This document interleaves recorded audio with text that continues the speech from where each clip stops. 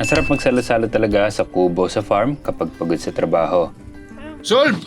Solve kayo! Solve! Meron kaming niluto ni Jay na chicken skin at free chicken pakaltong para sa amin na nagtatrabaho para mabuo ang ating bahay kubo.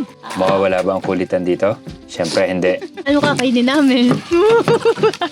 Kupit ng chicken skin si Jay. Grabe siya, wala na tayong kakainin. Ang kukumpleto sa lunch break, siesta time. Dahil matagal din tayong hindi nakadaan dito sa farm, matagal din tayong hindi nakapagluto. Kaya kami ni Jay ay magpe-prepare na. Ito ating free-range chicken at saka, pakita mo, Chicken skin. chicken skin. Yan. So yan yung ating menu. Samahan niyo ako magluto. Luluto tayo. Unahin natin sinaing kasi isa yung ating lutuan. Sinaing muna para mabilis maluto na. Nakakatuwa lang na nung una, nasa ilalim lang kami ng puno na may trapal. Pero ngayon, meron na tayong lababo na may sink at working faucet. Si Jay na ang bahala sa sinaing. Basic na basic. Para sa ulam, inuna namin lutuin ng chicken skin. Pinrepare yan ni Jay. Habang ako ay hinihiwa ang manok na gagawing pakaltong. At ito, kaya pala gustong gusto ni Jay na unahin ang chicken skin kahit na mas mabilis itong lutuin. May hidden agenda siya. Ano kaya yon? Habang sinasalang namin ang chicken skin, saka lang namin na-realize na wala kaming syanse. Kaya naman gumawa si John Paul ng syanse mula sa kawayan.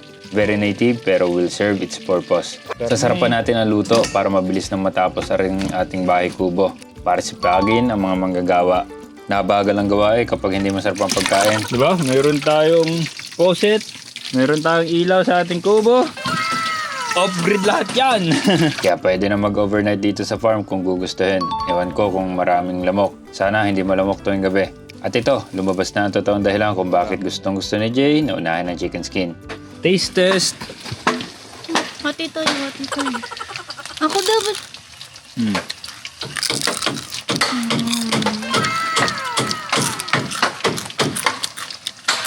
Pwede. Ayun, para papakin niya ang chicken skin. Para may nginunguya siya habang nagpe-prepare kami ng lunch. Uy!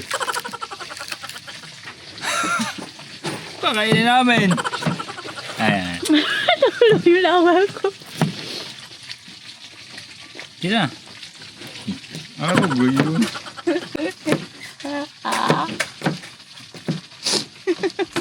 Ayun lang. Tapos susuhulan niya din ako ng chicken skin para hindi ko siya punahin. At para hindi rin kami punahin ang aming makasamahan. Kasi kanina pa kami kain ng kain, edi papatikimin na rin namin para nakatikim na sila. Baka kasi maubos ni Jay eh. At least, nakatikim na sila.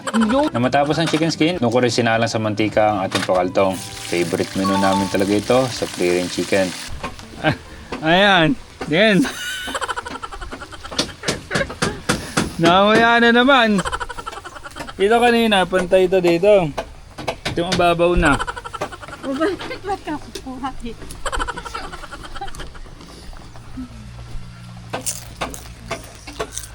Sarap na, ma'am.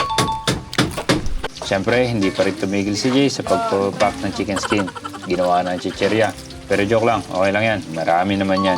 Kahit hindi kami kagalingan parehas ni Jay magluto, okay lang. Ginagawa pa rin namin bonding time. Basta nakakain namin parehas, okay na to. For sure mag-improve naman kami para sa paglaon. Mas dadami ang mga alam lutuin, may improve rin kahit paano ang mga lasa ng niluluto, kahit kontian lang. Nang pasado na sa aming panlasa, pwede na maghain. Thank you po sa dahon ng saging ng kapitbahay, huwag kayong mag-alala. Nagpaalam ako sa kanila, matagal na. Ang sabi sa akin, kuha lang daw kami kung kailangan. Wala daw problema. Pang sarili lang naman at paisa-isa eh. Hindi naman kami nagbebenta ng dahon ng saging. Nagain na. Kasama talaga ang tutong sa ganito. Wala tayong paliligtasin. Okay, first bite. First bite. Look. Mahina ito sa cameraman. First bite. May nauna na tayo na first bite ah. Okay, totoong first bite.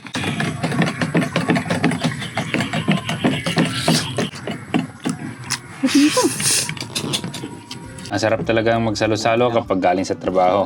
Yung tipong pinagpawisan ka sa trabaho, tapos yung gutom na gutom ka dahil medyo pagod ka. Naku po, panalong pagkakataon niya para mag-boodle fight.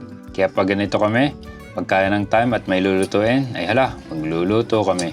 Solve! Solve kayo! Solve! Para may lakas, siesta pagkakain. Ang siesta ay 20 to 30 minutes lang. Hindi katulad ng mga bashers na nagko-comment ng iksi daw. Gusto ata ay 8 hours kami matulog after ng tanghalian sa kalagitnaan ng laban. Anyways, tulugan na. Yun lang. Peace.